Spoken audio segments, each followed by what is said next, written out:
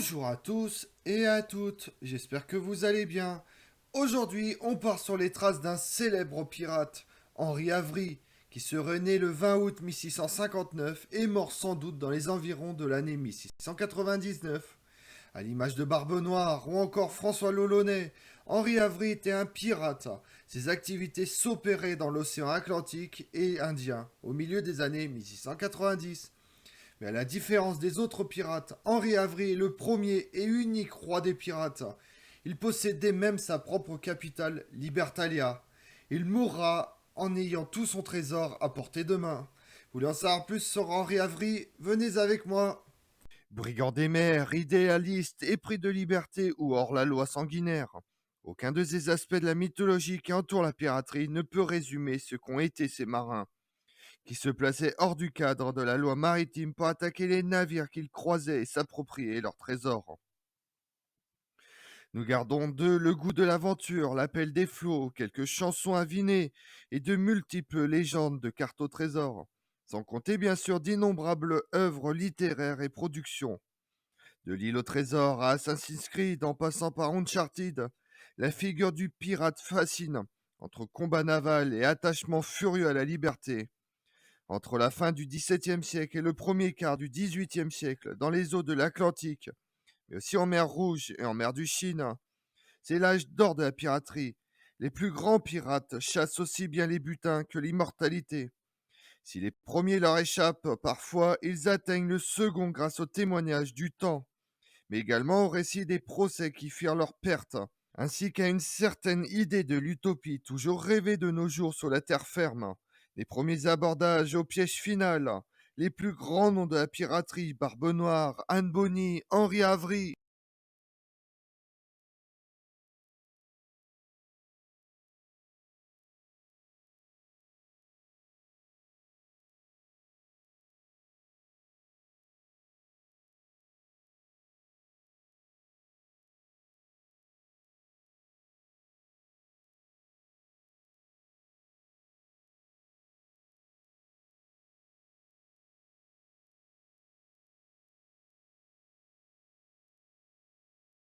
Henri Avery fait partie des pirates les plus connus.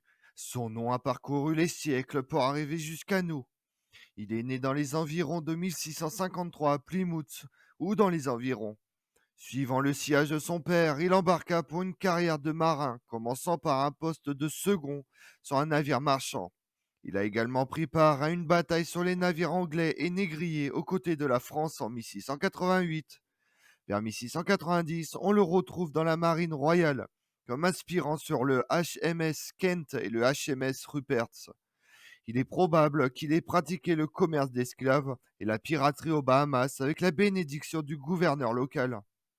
On sait peu de choses de la vie d'Henri Avery avant qu'il ne gagne sa renommée sur l'Atlantique Ouest et dans l'océan Indien, malgré le grand nombre de récits fictifs liés à sa jeunesse. La difficulté tient également au fait que Henri Avery était souvent appelé Long Ben ou Long John, chose curieuse pour un homme qui, de toute évidence, n'était pas particulièrement grand. En 1694, Henri Avery rejoint l'équipage d'un navire corsaire, le Charles II, qui certaines sources appellent à tort le Duc. Ce bateau faisait partie d'une expédition financée par la couronne d'Espagne pour attaquer flébustiers et contrebandiers français dans les Caraïbes.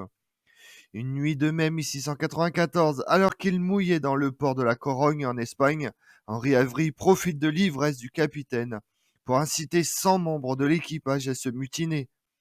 Les marins étaient en effet à bout après plusieurs mois à terre sans recevoir de solde.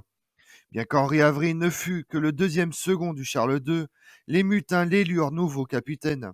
Il rebaptise le navire Fancy et fit voile vers Madagascar dans l'océan Indien, unissant au passage ses forces avec deux sloops pirates. Une fois les côtes africaines en vue, l'ancien capitaine et les membres de l'équipage opposés à la mutinerie furent mis dans une barque et contraints à ramer vers le rivage. Avec ses 46 canons, le Fancy était un spectacle terrifiant pour les vaisseaux marchands de l'océan Indien, la plupart du temps mal armés. Le capitaine Henri Avery avait commencé sa carrière de pirate avant même son arrivée sur l'océan Indien. Sur sa route, il avait capturé 3 vaisseaux marchands anglais dans l'archipel du Cap-Vert, possession portugaise, puis 2 navires danois au large de Sao Tomé, pour ensuite descendre vers le sud le long de la côte africaine. Dans l'archipel des Comores, il s'empare même d'un navire pirate français sur le point de contourner le cap de Bonne-Espérance. En 1695, il écrit une lettre ouverte aux autorités anglaises qu'il laisse sur l'île comorienne Johanna. Adressée à tous les commandants de la marine, elle rendait publics les actes d'Henri Avry, déclarant: Je n'ai jamais porté tort à aucun Anglais ou Hollandais, et je n'ai nullement l'intention de le faire, tant que je serai commandant. C'était oublier bien vite ses prises dans l'archipel du Cap-Vert qu'il passa sous silence. Henri Avry arborait comme pavillon le joli Rogers. Ce drapeau était conçu pour inciter les navires à se rendre sans combattre, sans quoi ils s'exposaient à de dures conséquences. La version d'Avry portait un crâne et 2 os entrecroisés, le crâne figurant de profil sur fond rouge ou noir selon l'occasion. Chacun des pirates arborait chacun un pavillon qui lui était propre. Installé à Madagascar, dans un havre connu comme un repère prisé par les pirates, Henri Avry devint probablement leur chef et rassembla une flotte de 6 navires. Son but était d'attaquer les vaisseaux marchands aux cargaisons riches mais bien protégés qui sillonnaient la région.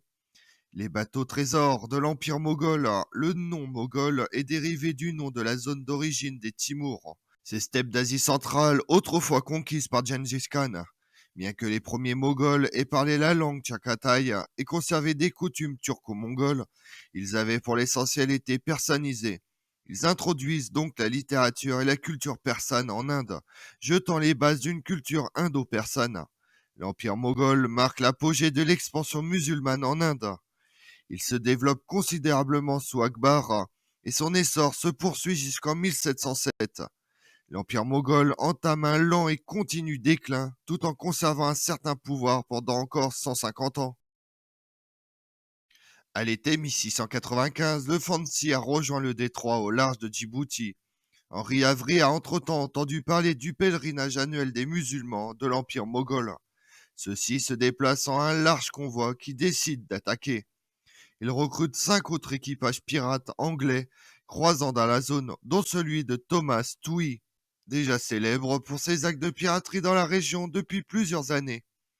Le vaisseau du Grand Mogol était chargé d'un bon nombre de canons et protégé par un convoi, mais transportant un immense trésor, ainsi que des pèlerins dont les épouses d'importants dignitaires. Henri Avry passe la nuit à poursuivre cette flotte, commençant par rattraper et prendre un navire qui était déjà une prise de taille. Une fois abordé, il fut vidé de sa cargaison d'or et d'argent d'une valeur de 50 000 livres, soit environ 12 millions d'euros. Dans un second temps, la flotte pirate jette son dévolu sur sa cible principale, le Ganji, et tire à plusieurs bordées vers lui à l'approche de la côte de Sora au nord de l'Inde. Face aux 40 canons et aux 400 soldats de ce navire, la bataille dura 2 heures et fut acharnée. Les pirates finirent par remporter la victoire malgré de lourdes pertes. Après la destruction du grand mât du Ganji, détruit par un coup de canon, ils abordent le navire immobilisé. La plupart des passagers furent tués sur le champ ou jetés par-dessus bord, après avoir été soumis à la torture dans le but de découvrir où se cache leur objet de valeur. Beaucoup de femmes qui n'avaient pas sauté à la mer furent violées. Si Henri Avry nie la violence de la prise du navire, l'un de ses hommes, John Spark, sur le point d'être pendu à Londres en 1696, avoue à un magistrat l'horreur de la prise. Les assaillants capturent plus de 500 000 pièces d'or et d'argent, en plus des pierres précieuses et du reste du butin. La fortune acquise est estimée à plus de 650 000 livres. Ce trésor stupéfiant fut l'une des prises les plus colossales de toute l'histoire de la piraterie. La part attribuée à chacun des matelots équivalait à une vie de solde. Le butin était composé d'or, d'argent, de pierres précieuses, de pièces de monnaie, d'épices rares et de rouleaux de soie, mais aussi de biens manufacturés de luxe, tels une selle incrustée de diamants. Le grand Moghol réagit à cette terrible perte en menaçant le gouvernement britannique de s'attaquer à ses intérêts en Inde. Il commença par jeter en prison tous les commerçants anglais de Soura, puis menacer de prendre des mesures plus drastiques si les autorités ne sévissent pas avec davantage de sévérité contre les pirates. Il s'avéra ensuite que certains des commerçants étaient morts de mauvais traitements en prison.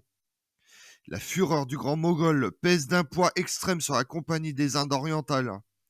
Celle-ci, inquiète de voir son commerce menacé par la dégradation des relations avec le grand Mogol, mit la tête d'Henri Avery à prix, alors que le gouvernement britannique avait déjà offert une récompense de 500 livres pour la capture de chaque membre de son équipage. La Compagnie des Indes orientales offre à son tour 1000 livres par tête. Après la prise de ce trésor considérable, Henri Avery disparut sans laisser trace. Probablement, il est retourné sur l'île de Libertalia, mais aucune preuve ne peut l'affirmer. Au sein de la colonie de Libertalia, qui est le nom d'une supposée colonie fondée par des pirates sur l'île de Madagascar, dont le dirigeant fut le roi des pirates, Henri Avery, qui aurait existé pendant environ 25 ans à la fin du XVIIe siècle, sans que l'on sache vraiment s'il s'agit d'une réalité ou d'une légende. L'histoire de cette colonie apparaît pour la première fois dans l'histoire générale des plus fameux pirates du capitaine Charles Johnson. La devise de ces hommes organisés en république était pour Dieu et la liberté. Libertalia, mythe ou réalité, fait historique ou création littéraire, la République est systématiquement située quelque part au nord de Madagascar. Henri Avery, comme d'autres pirates, respectait pas les lois des pays, mais observait le code des pirates, qui est une convention servant de code de conduite pour les corsaires et pirates. Initialement adopté par les corsaires qui ne sont pas à confondre avec les pirates, puisqu'ils exercent leurs activités avec l'autorisation de leur gouvernement uniquement en temps de guerre. Cette loi des pirates est alors reprise par les pirates sous le terme de Code des pirates. Il détaille toutes les décisions concernant la destination et l'objet de l'expédition, mais aussi sur les prises, butins, trésors, etc., étant collective. Le Code des pirates est avant tout un code d'honneur qui s'appuie principalement sur des principes de solidarité et de démocratie. Élections, autogestion, égalisation des revenus, primes de rendement, indemnités pour accident de travail, etc. Comme on l'a vu, surnommé le roi des pirates par ses contemporains, Henri Avery est célèbre non seulement pour respecter le code des pirates à la lettre, mais également pour avoir été l'un des très rares capitaines pirates à s'échapper avec son butin sans être arrêté ou tué, et pour être l'auteur de ce qui a été appelé l'acte de piraterie le plus rentable de toute l'histoire, tout en ayant accompli l'exploit d'avoir fondé Libertalia, fondée sur l'île de Madagascar, qui aurait existé pendant environ 25 ans à la fin du XVIIe siècle, sans que l'on sache vraiment s'il s'agit d'une réalité ou d'une légende. Je vous remercie d'avoir suivi cette vidéo en ma compagnie. Si vous voulez connaître mes autres vidéos, retrouvez-moi chaque matin à partir de 6h45 sur ma chaîne YouTube Tout sur l'Histoire avec Damien, mais également sur les réseaux sociaux Twitter et Instagram Histoire Damien. Et pensez à liker, commenter et vous abonner. Je vous remercie à tous.